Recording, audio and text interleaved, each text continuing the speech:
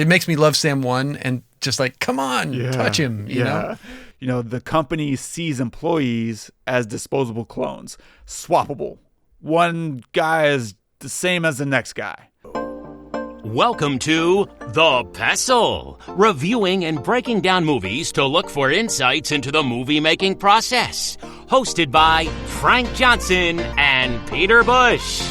Let's get all up into some movies, y'all. Welcome, everyone, to The Pestle. Today's show is brought to you by Abbott Labs. Go tap for tit with our breakthrough technology, making intimacy great again. Welcome, everyone, to The Pestle. I am Wes. And I'm Todd. And we're filmmakers, and we like to watch and review films and learn and discuss filmmaking. With that in mind, what are we covering today? So today we are covering Moon.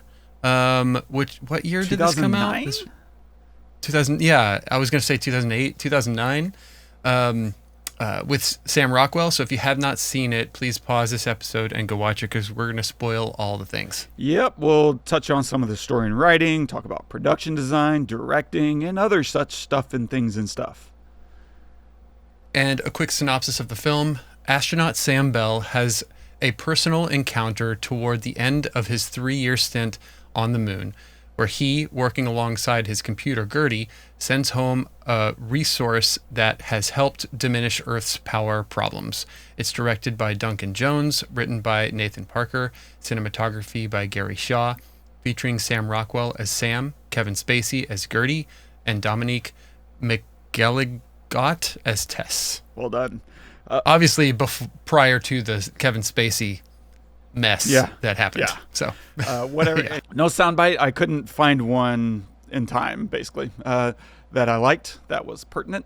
I don't know. So, dude, we probably, I don't know about you. I haven't seen this since it came out. I don't know if I saw it in theater or on DVD. I think it was DVD, because I remember watching some of the extras about how they made it, and I'd only watched it the once. So I assume that was the case. Is this something you've gone back to since it originally came out, or is this just the first time in a while? I mean, it's the first time in a while. I haven't watched this probably about 10 years or so, I would say. Maybe a little longer. But I remember really loving it. I remember thinking that it was slow for some reason, but it wasn't. Like, I don't know if it's me getting older or more experienced in watching films or analyzing films or whatever, or like doing this podcast, because it was definitely pre this podcast when I saw it. It wasn't in the theater though. And but I always loved Sam Rockwell's performance. I just always thought he was fantastic, and holy cow, does he just nail it. I'm a sucker for space movie. Yeah. I just love it, especially when a lot of stuff is I like it when they ground you in physics, and yet make the everything, like other things, fantastical. Does that make sense? Like, that's the beauty of, I think, space stories or space films is, you can have anything you want as long as a few things that everybody knows to be true are actually true. Maybe it takes a while to send a message to Earth or back or something, or there's no sound outside of the rover or something like that, or like things where it feels like, oh, this is our same universe kind of thing, but there are some fantastical things, like in this case, he's a clone, right? Obviously that's not a real thing, at least not yet. And they're mining the moon. Okay, like that's fantastical as well. It doesn't mean that it can't happen in the future. It just means that it hasn't yet. And we're grounded in this real kind of physics-based kind of feel, right?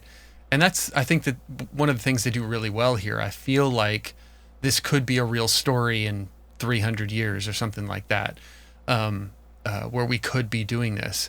But I feel like that because of the physics of the thing. And then and then for like how the whole interaction with himself when he finds his clone or like meets his clone, so cool. And then the end where, you know, the decision is made, where they're kind of like wrestling on who will go, and then the main, I guess, version of him says, no, you should go, I'm dying anyway, you know, put me back in the rover, kind of thing. I thought that was really smart and really cool. And then we don't ever go to Earth, you know, like we here, I think, is, what is it, a news cast at the end where he's talking about how he's arguing for clones' rights, you know, which is just like a little bit, and yet it's super important because we have fallen in love with him as a character. We want him to be able to have a family. We want him to be able to experience, you know, love, you know, like physically instead of like from a distance, and which he has this basically his whole life. So I think it's really smartly written, and intriguing, and doesn't try to do too much, but it does a lot. Does that make sense? Like, it doesn't feel like they're forcing a ton in there. It also doesn't feel slow. It feels like everything kind of just happens when it's supposed to happen, and it's just really, really interesting and intriguing, and I'm not sure what's going to happen next. Is somebody going to freak out? You know, I love that Gertie is helpful. You know, like, that's actually really smart. How many space movies like this, you know, do you have the computer going rogue and, like, you know, like trying to kill you and stuff? I mean, it's a throwback to 2001, obviously. But in this case, you know, they made the decision, no, like the whole point of, and he's right, Gertie is right. His whole point is to protect and help Sam. Thank you. I don't know why I'm having trouble. It's literally his name. I'm so bad with names. His whole point is to help Sam. And that's what he says. He said, because Sam asked him, why are you helping me, or lying or whatever? He said, I'm here to help you. Or he has a specific line, but something like that. And I just thought that it was really smart and really cool. And you fall in love with Gertie. You know, Gertie is awesome and offers to reset himself, and like, which is so wonderful. You know, it's so great. Yeah, anyway, I just really enjoyed it and thought it was super cool and very heady and beautifully acted. And I know that there's more done on screen than what was on the page. You can literally feel it. You know, I don't think that, I would be very surprised if the script matches one for one, you know, what happens here. I'll bet that Sam Rockwell had like opinions, and you know that Duncan Jones allowed him to take liberties. That's what I would assume. I don't know, but I would like to hope that, because I feel like this is the Sam Rockwell show. Right. Absolutely. And you know, because it is, like, let him take liberties. Like, if he thinks, no, I don't think Sam number 2 would do or say this at this point, because he, you know, feels for Sam 1, and so maybe he does something that he wouldn't have, you know, I don't know. But I think it's just really smart and awesome and easy, honestly, way easier to watch than I remember it being 10 years ago. So it's a space film I would 100% recommend for all of those reasons. Like, it feels like it could be real, and yet it's fantastical. It's, you know, which hooks me. It really does. Yeah. So. Dude, I'm so glad to hear you say that, because I feel the exact same way in terms of, I remembered it being so much slower than it actually is. Oh, okay. I remembered it being like a bit of a drag, and not that I didn't like it at the time, but it was just like, oh man, I think it was all the anticipation of like, when we're going to get to the thing, and now knowing what the thing is, I don't feel as rushed to discover it. And so I think I'm just going in a lot more patient than I would have been on a first viewing. And God, yeah, we both have a huge soft spot for space, and so I think there's probably a lot of things I'm more forgiving that I would not be as forgiving in another movie. But I echo everything you just said. Like, I appreciate how small it is, that it's not trying to do too much. Yeah, I love that it's not overreaching. It's not trying to be something bigger than it is because of the simple reveal that he's a clone. We want it to take time to process. And if you try to cram in some other big thing, they have to rush through that reveal way too fast. And I think you could start to create like some tonal whiplash of like, okay, yeah, he's got to get over being a clone because now we got to get to like the AI is actually going to go rogue and kill everyone and whatever. It's trying to destroy the earth. Like, I feel like modern movies would start with this concept. Like, man, this is a really good script, but we need to raise the stakes. How about the AI is going to use all the helium-3 on the moon to destroy the earth? It just would spiral out of control. And you're like, this isn't like as interesting now. Yeah, you raise the stakes, I guess, but you made it less personal, less intimate along the way. And so I really appreciate that they kept it so small and let these guys really figure it out. Because the Sam 2 shows up and he adjusts really quick because he's got more perspective than Sam number 1. And so I like watching all those dials turn in both of their heads as they're talking through some of this stuff. And so, yeah, I love that it's 97 minutes. I think too many movies are just going longer than they need. And this feels like they made it intimate and still didn't feel the need to like push it too far. Like there's another version of this where they add in another 20 minutes of character building. It's like, no, we got enough. And so I love that, the runtime fits very neatly. And like you said, this is the Sam Rockwell show. Like this is really a showcase for him to go nuts. And so many films I don't like, twins or clone performances don't really work for me.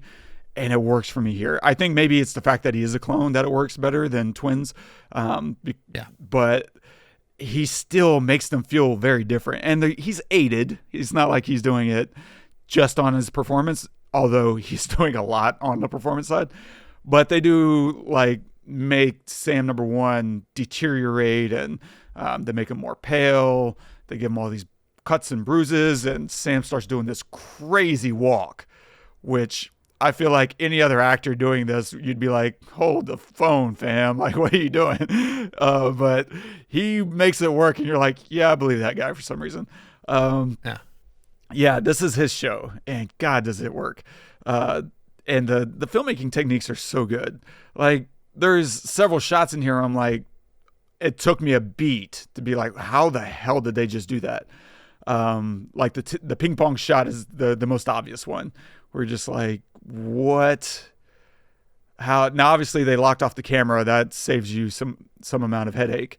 But I guess I'm sure this is online somewhere. But after thinking about it after the scene, because it doesn't just end with them ping ponging. It's like he wrecks the table, then the other one comes and starts to straighten the net. Like those are serious things. My guess would be they had a stand-in ping ponging with him, and they rotoed him out, whether that's against a green screen or just straight rotoscoping, and then he had to go in and reenact all those beats, which accounts for some of the timing of the dialogue and that kind of thing. But that would be my guess. But I don't know. Maybe the ball itself was entirely CG'd, and that saves you some amount of headache. I don't know. There's probably a number of ways to execute that, but the fact that at that point, even rewatching it, for the second time, I was still at a certain point less interested in the technology than I was in the interaction, in the characters interacting with each other. That became more interesting to me, and that's speaks to the acting more than anything else. It speaks to Sam Rockwell being so damn compelling to watch. Did any of those shots stick out to you of him having to interact with himself? Just that. I mean, that one for sure. And the fight scene, when they were fighting each other.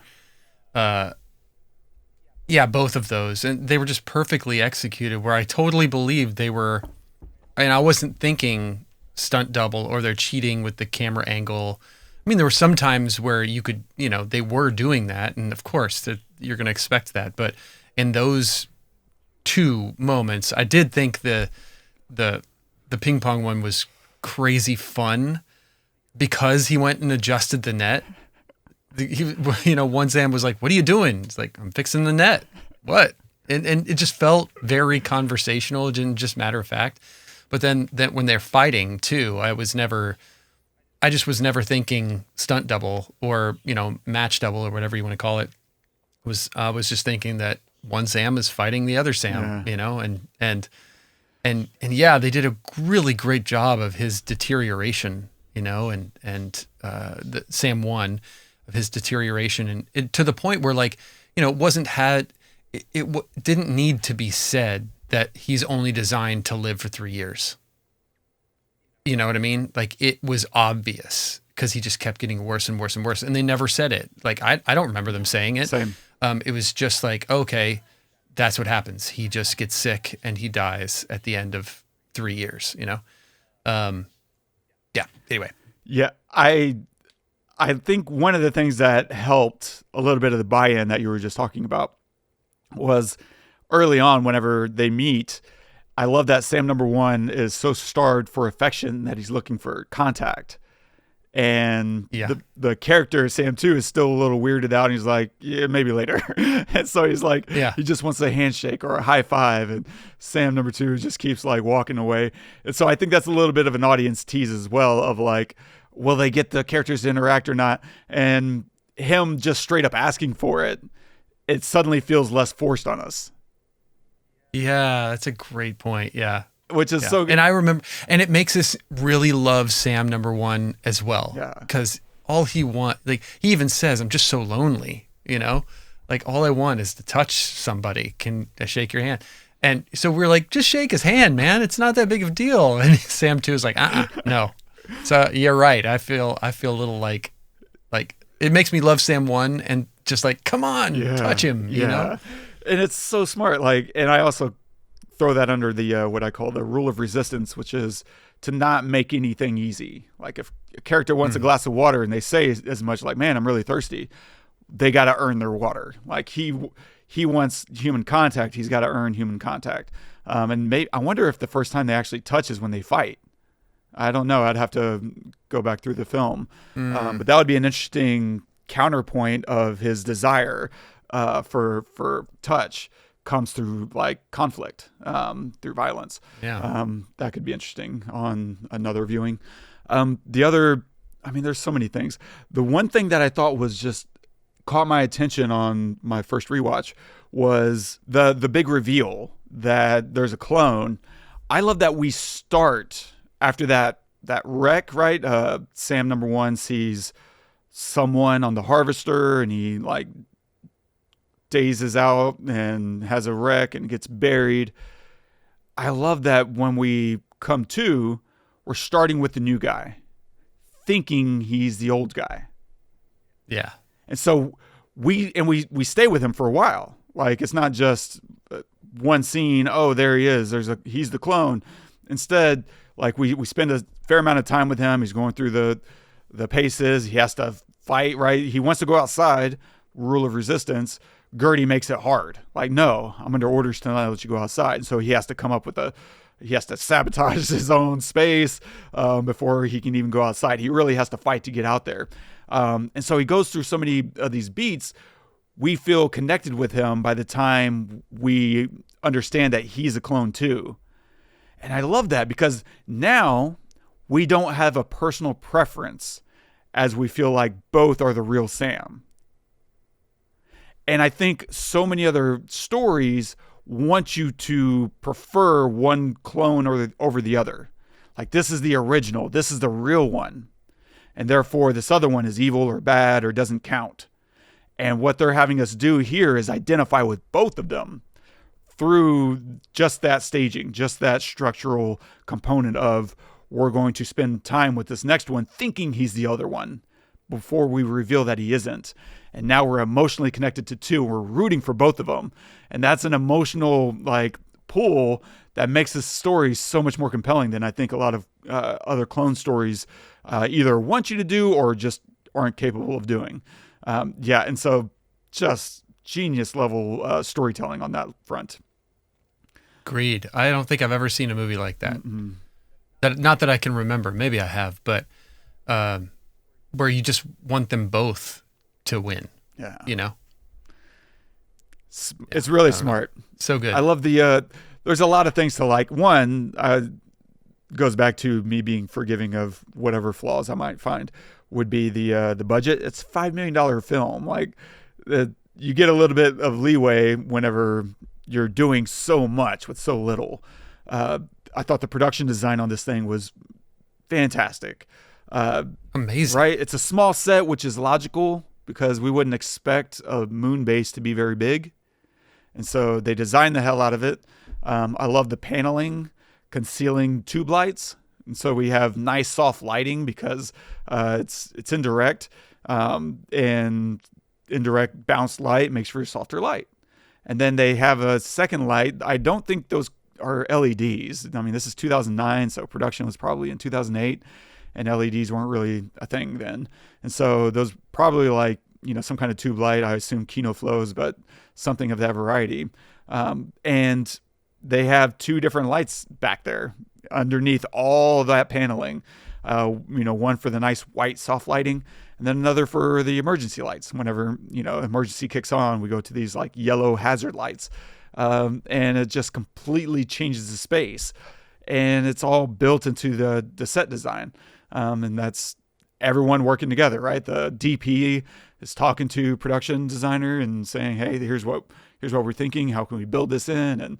And I assume production designers are thinking about lighting all the time. And that's a natural conversation to be having. Yeah.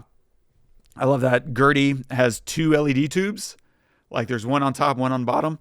I think that's, makes some sense for him to need lighting, but I also think it's there for visual interest. Like there's a world exists where he doesn't need those lights. Yeah. But it looks cooler if he does. I love the smiley face too. Dude. Or the frowny face. It's perfect. That's the one thing that I remember from watching DVD extras, 15 years ago or longer, was them talking about that process. They didn't know what kind of face to give him, how to give him personality. And eventually they landed on those smiley faces. They're like, oh, this works. We don't need to recreate like a human face. Cause I think that was one of their early thoughts. I don't really remember. Oh man. But I feel like it was like this kind of max headroom kind of thing going on. And they're like, I don't know, a little uncanny valley, and it's making us not trust Gertie. Whereas the little smiley face tells you everything. It feels a little kooky and cheap. It feels like the cheap route that the company would want to take. And I don't know, it makes it more endearing. It cuts out the uncanny valley effect, right? Yeah. Oh, 100%. I mean, you either make it look like or you either make it a person, or you make it as little a person as possible. And I think they did it's great. Yeah. It's memorable too. Yeah. I love some of the pacing here. I thought it was really good. There's one scene in particular that kind of jumped out to me where I was like, oh man, it's probably Sam Rockwell, but we'll call it directing. Because Duncan Jones he knows what he's doing too. He's a good director. But it's the moment when Sam number 1 goes to throw up when he loses a tooth. And I love the pacing of him throwing up in the toilet because he rushes to it, but then he sets up and he waits to throw up. And then there's a beat and then he vomits. Right? Like most times when we see that play out, it has a person rush to the toilet and vomit on arrival. Like they barely got there in time. And it's there to create tension and stuff. But this feels more human because we all know what it feels like when we're going to be sick. And so we empathetically understand exactly what he's doing. He doesn't need to communicate to us at all other than letting him take a moment. And it's so much more affecting on us because we're like, oh God, we know what he's feeling in his stomach right now. And he's waiting for it to there it is. And that's, I don't know. I think it's more effective to pull us into loving him and connecting with him a little bit more. Just good acting, good pacing. There's lots of nice contrast built into the set as well. Lots of grays and blacks and whites. I like the mix of hard light and soft light throughout the film. And interior, it feels like mostly soft lighting. But once we get outside, the exterior shots, hard lighting, right? It's all from the sun, and therefore it's hard. And so you always get a pretty strong sense of where you are in this film based on how the light is hitting the character. And that just creates better environments. And whenever it's all happening in a studio, like all of it's happening in a studio. So that's just really... Wait, it's not happening on the moon? Right? They didn't go up there. They didn't go to the moon to shoot that? Oh. On $5 million, that's more than enough. Go build it. And so, yeah, I love just very smart to get us in the right headspace. Yeah. I think the last thing that really jumped out at me goes to the story itself. And I'm curious what your thoughts are while watching this, because I think it's easy to see in probably a few things, but on the most surface level, this feels like a bit of a commentary on corporatism. If you were to say there's any commentary at all, which I don't know that there is, this doesn't feel like someone had a burning passion to make a statement. Mm-hmm. This feels like someone had a cool idea and this is the most they could get out of it. But to the extent that you want to pull something away, I see that, the company sees employees as disposable clones, swappable. One guy is the same as the next guy, right? And I like that you could start to layer that into a normal corporate environment or work industry of some kind, which is that Sam 1, the older Sam, who's at the end of his contract, seems to be falling apart, right? He's degrading, he's more pale, but he still believes everything he's been told. His contract is up and he's going home. They're going to honor the contract. We had a contract. Like you're a clone. You don't have rights. But he's still stuck in this old way of thinking, right? The satellite is damaged. That's what's preventing these live video chats. I just want to talk to my wife and daughter. But the satellite's damaged. And Sam 2 just woke up, right? And he sees reality, right? The company isn't looking out for you. There's nothing wrong with the feed. They're blocking it. I bet he does it on a hunch. He's like, I bet there's a device out there blocking us. Watch, let's go. And he goes out and he finds it. And it's that bit of conflict that I found just really interesting of the new guy trying to wake up the old guy. Like, you've been in this for so long. They've really indoctrinated you. Like, you really believe what they're telling you. Fine. Yeah, I'm new. Maybe I don't know everything. I don't know how to build a town model or play ping pong, but I can see reality for what it is. You can only create these little fabrications in your brain. And I think that's really interesting. And maybe on a secondary level, like this whole idea that clean energy isn't so clean, right? It has a dirty process behind it. There's probably something now in 2009, I don't know that they were having those kinds of thoughts, maybe. But in today, you could certainly start to have a conversation about what does it mean to have clean energy and what associated costs go along with that. I don't know. What were you pulling away, or were you just so engrossed in their journey that you weren't going there at all? So I wasn't thinking of what does this mean necessarily, but I was thinking things like, well, why did they make it a 3-year stint for each clone?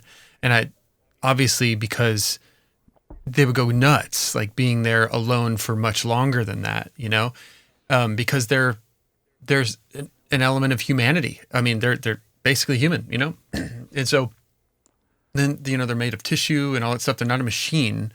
And so they have, mental faculties, right? And so it could only be for a certain amount of time. So 3 years is about the length, right? So, okay, makes sense. But then also that it was interesting that each of them are slightly different. There's humanity even in something that they make. Wow. Like Sam 1, he's like, this is my job, this is what I do so that I can go home and be with my family, right? Sam 2, not about that at all. He's like, I just want to get the hell out of here. I don't want to be here.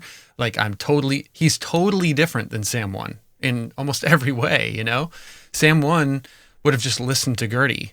Sam 2 tricks Gertie and gets out and goes, he goes outside. Anyway, and so they're each unique. So no matter what, no matter how, like how many clones there's been, they're all slightly different. Nobody had made a model, or maybe they had been making the model the whole time. I don't know. And maybe most of them were pretty much the same until Sam 2 comes along, and he's just different. But bottom line is that like they're all individual. Yeah. So those are the things I was thinking of. Like how different have they all been? Have they all been like vastly different, and Gertie just treats them differently? Or have they all been like pretty much the same?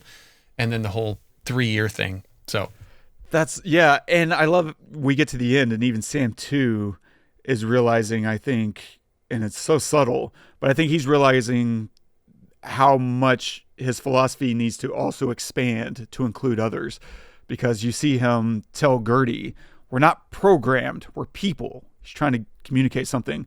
And Gertie turns around to let him shut off the memory or reboot him. And what does he do? He removes the kick me sign from Gertie. And that's so subtle, but it's right there in the messaging. Like maybe Gertie isn't just programmed either. Maybe he's also a person. He just looks different from the way you think of people. And so because that's a great point, because it's really easy to try to. Gertie's a machine. He's programmed to do something, but it does feel like he makes the decision to help him. Yeah. To help Sam. Like he could not, maybe, and maybe that's false. Maybe that's not real, and he is just literally programmed to help Sam. But like I don't know. Maybe I'm biased in all of the other movies space movies I've seen with a computer. It's like, no, they have a freaking directive, and that directive usually does not involve, hurting the mission, which would be to get the CO3 or whatever it is back to Earth. That's the mission. That it's not to help Sam. But in this case, it is, or at least Gertie says it is. But Gertie hadn't acted like that throughout the history of the film. Mm-hmm. Like, he tells Sam he can't go out. He lies to Sam. He tells Sam, you can't go out because of whatever reason, which is not true. And he doesn't tell Sam, your clone is out there and he's the one who destroyed this. So you need to go fix it because the mission is to get this stuff back to Earth. He doesn't tell him that. He, lies to him. So then why at the end is he like, no, my mission is to help you? Is it? I don't know. Well, I don't know. Gertie, I think maybe he has a soul, Yeah, maybe so. I think you're right. I think, though, Gertie was relaying what Lunar had told him to tell them. So he was negotiating the orders while also trying to. It feels very Asimovian, right? Like the 3 laws of robotics, and the first one is to do what humans tell you to do, and protect humans, and don't do anything that would violate or something. The first 2 laws. All right, I messed those up. True, but the other Sam was still alive in the rover out there. Ooh, interesting point. So there's, there's that. So he's like, oh yeah, he's doing what they told him to do on Earth, but like, that Sam was still alive. So if he was really there to help Sam, he would have sent Sam 2 out to save him. But he's doing what they want on Earth. So I don't know. There's something going on up there for Gertie. Gertie sacrificed himself. I'm convinced. That's good. That's a good take. Made the decision so that he wouldn't have to tell them, at the end. Anyway, or they wouldn't see the recordings because it was the video. It was the recordings. Or because he didn't want to feel that guilt, that gnawing guilt of what he did. That's good. I like that. Yes. Oh, I'm glad we got each other there. That's good. One other thought that was driving me a little, I don't know, crazy, and this might just be a me thing. Did anything strike you about the music? No. Okay. No, not really. I liked it. Yeah, no, I enjoyed it a great deal. To me, it sounded like they temped 28 Days Later, the score for 28 Days Later, and then just kind of did a light rewrite of it.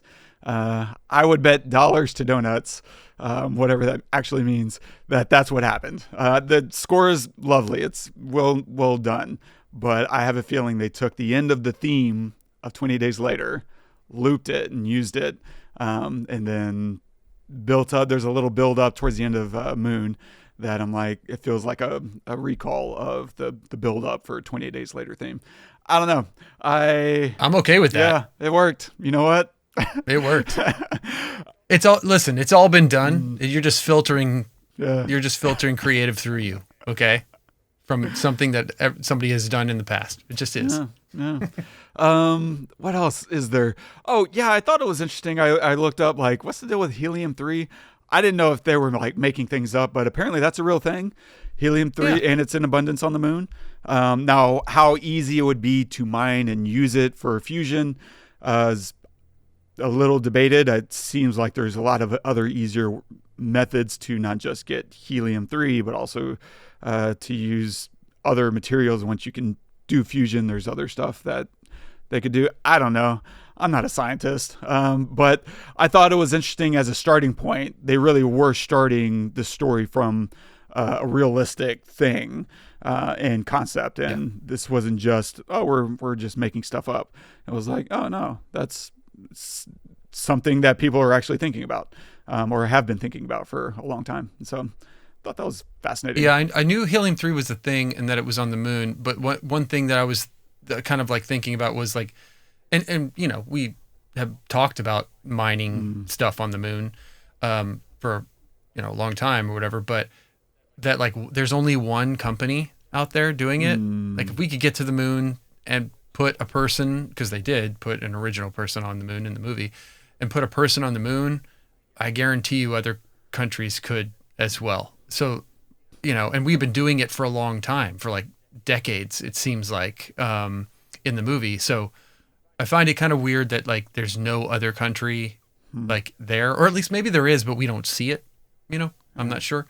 But yeah, that was the only thing for me. I was like, why is the US is the only one doing this? I don't really buy it. Yeah, that's a good point. That's really solid. Yeah, I think that's about. Let me be clear. That didn't ruin the No, movie that, for me. at all. It's just at all. Just a thought. in us talking about Yeah. it. I'm just Yeah. like, oh yeah, Oh, we okay, sit back. Yeah. okay, but why? Yeah. It's got to be others if it's that lucrative, right? Because they need power, I guess. Anyway, it just a great idea. I love the premise and the fact that it's based, you know, it's like solid in reality and yet takes a bunch of liberties in terms of like how far in the future this is. We have no idea when this is. It could be in 2100, could be in 2300. I don't remember them saying a date or anything like that. But far enough in the future to where these things could be a reality, and yet obviously physics would still exist, right? And it would be pretty quiet outside of the habitat, and anyway, so Nice. And just really great. this might be obvious for everyone else, but the person he was hallucinating, was that supposed to be his daughter? Who was the woman that he was hallucinating? Like the one that shows up on in his chair where he burns his hand, and then later whenever he crashes into the harvester. Who was that woman he was hallucinating? Because it wasn't his wife. Well, then it was his daughter. It had to have been, because, yeah. It had to have been. Okay. Yeah, had to have been. I don't even remember that. Really? Why don't I remember that? He was like, we see a face. Yeah, we see her profile the first time in the chair as, right, he gets up off the sofa, off his leather chair, and he's pouring himself like a tea or something. And he looks up and he sees her sitting in his chair. And Oh, yeah. Okay. Yeah. His daughter. Okay. I don't know what's going on here. To me. Your guess is going to be better than mine, I guarantee. I don't know. But it's interesting because, like, how does he have those memories? You know, he's a clone. Is it based off of the previous clone? The original clone was based off the real guy. Yeah. The real guy has those memories. So are these memories like just a little bit different or used in a different way or whatever? I'm not sure how they do that. I don't know.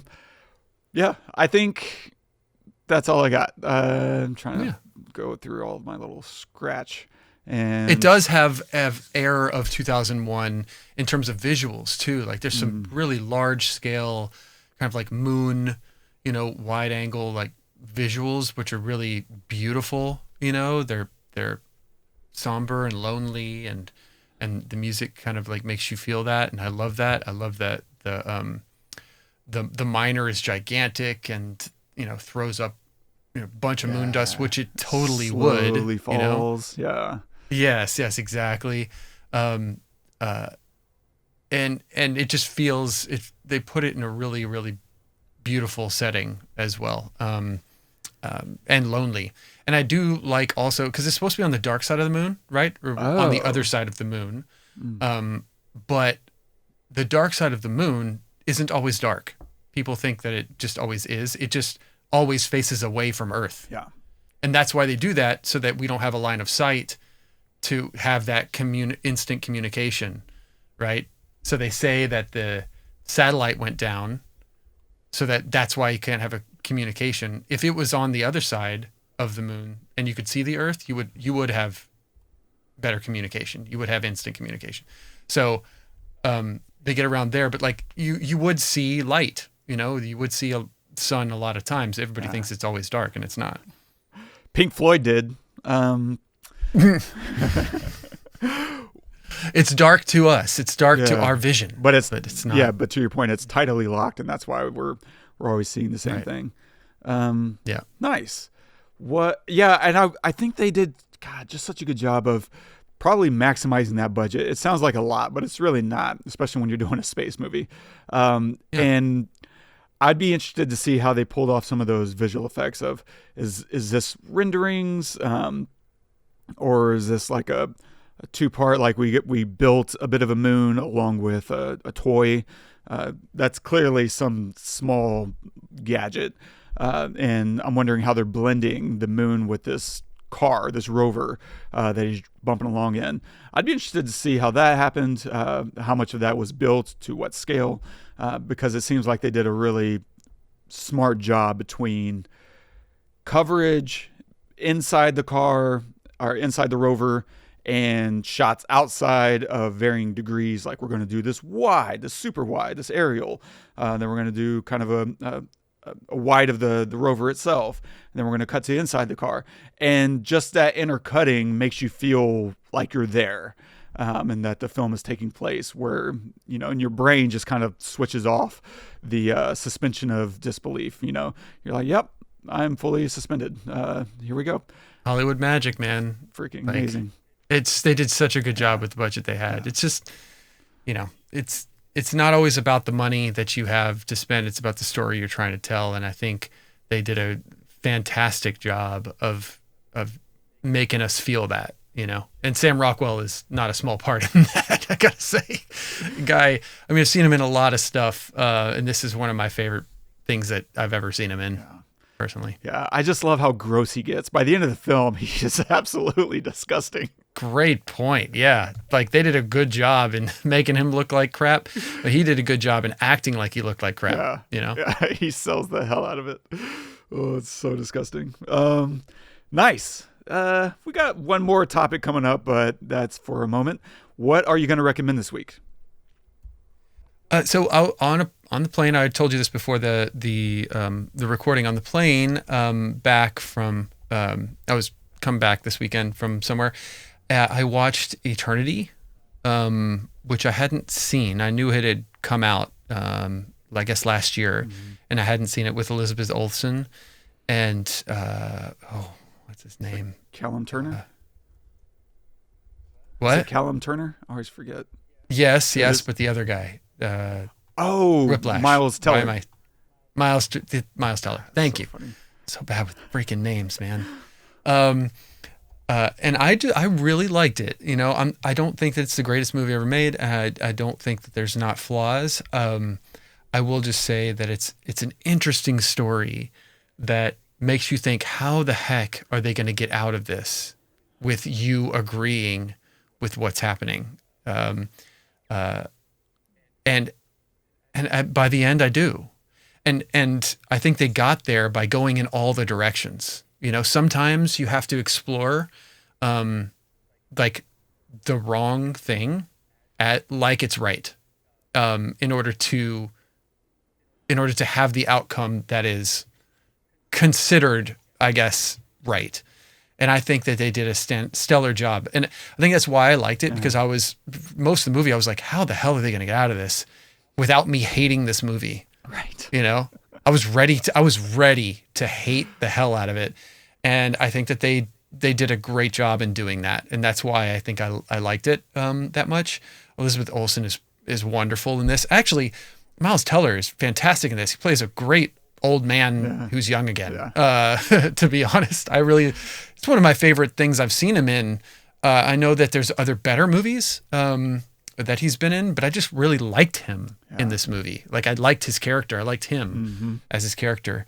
And so, yeah, I enjoyed it. I do recommend going and seeing it. I think it's definitely worth your time. And it's interesting in terms of a storytelling aspect of, like, you know, you get yourself into this corner and how do you write yourself out kind of thing. And I feel like I could see that. You know, I felt watching this movie like, how the hell are they going to get out of this? And I wonder if the person who wrote the story felt the same way. Of like, this is a great idea, but how the hell do I end this? So anyway. Nice. I'm going to recommend a new movie out called Tony. It's about Anthony Bourdain as a youngster. Oh yeah. Like in his college years. And it's fantastic. I'm not big on biographical films. Like, I tend to not watch them. Like, more often than not, I'm skipping that. But because it's Bourdain, I was like, you know what? And I'd read No Reservations like a few years ago. And so I was like, you know what? It's showing the one section of the book that I was like riveted by. I mean, the whole book is excellent, don't get me wrong.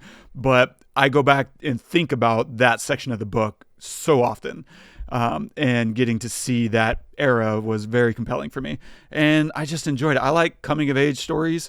And this movie really likes to, I don't know, it takes a character that you love and kind of makes you hate them before you love them. And so it's a push and pull.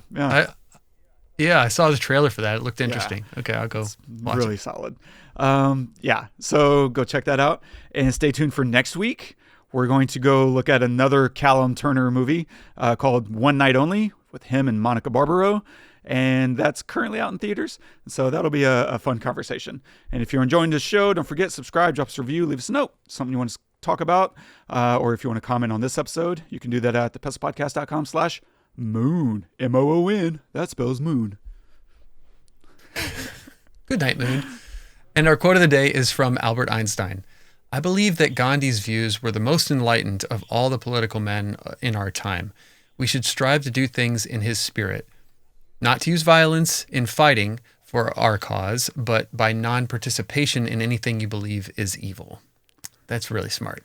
It's fascinating because that in today's society, how practical do you feel that is? Like, if you didn't like the way we were harvesting energy, right? So you have a bit of a trolley problem to some degree in this movie about we're kind of sacrificing one guy on the moon, or a clone on the moon, in order to make the planet cleaner and healthier, provide energy for everyone. And as much as you might want to harp on oil and gas and coal and fossil fuels burning and destroying the planet, there are some places on Earth, maybe not, America in recent times, but there are places on Earth where people live and die by that. Like, there are plenty of places where producing more coal will save lives. And so you have this balance problem of, do we save those lives or do we try to make the planet cleaner by sacrificing them, to some degree or another. And so there's this question of that. But today, if you don't like coal or carbon, how would you even get around that? Like, I wholeheartedly agree with what he's saying in principle, but in practice, I'm also like, how would someone who disagrees with or doesn't like or finds something evil like that, how would they even? I don't know. I'm just, vomiting over here. But what part of that do you also feel is worth considering or thinking about? Well, it's fun. It's a fun thought experiment because the question then arises, what do you think is evil? And I think that different people will have different, perspectives of what is evil. Some might think that, killing a cow for a hamburger is evil, Other people might think that, like fossil fuels just are evil. But yeah, to your point, they do save lives in a lot of places where like that's their main thing. So it's kind of hard. But I still, no matter what, I still think this is true, that like violence is not the answer. Yeah.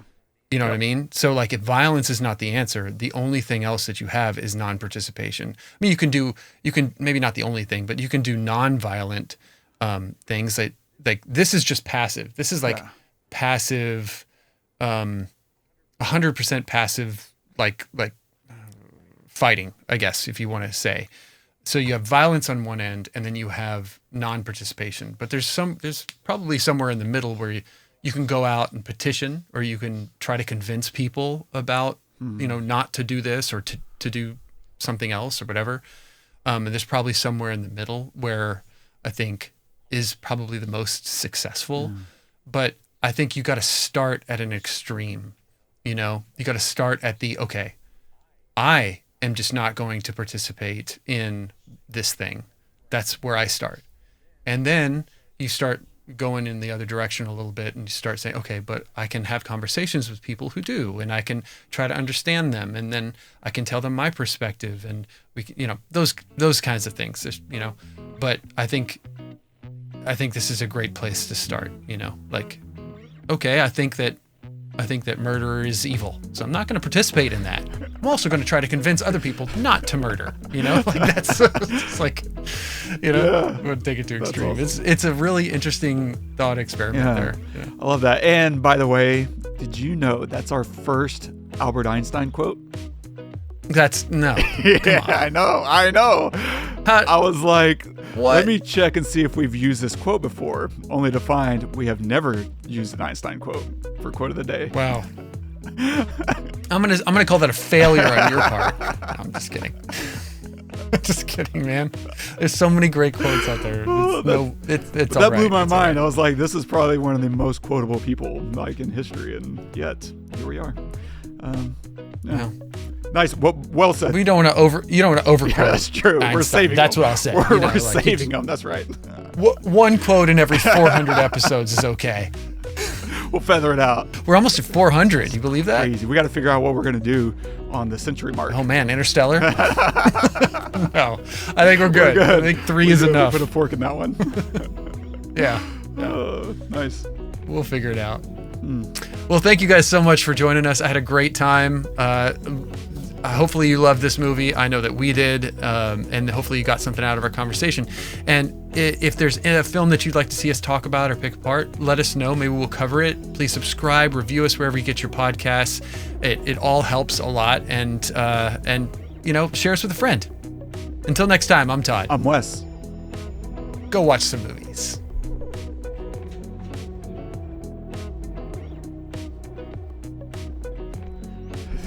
His dancing when they're having their little fight. It was just like... Yeah. Yeah, that's right.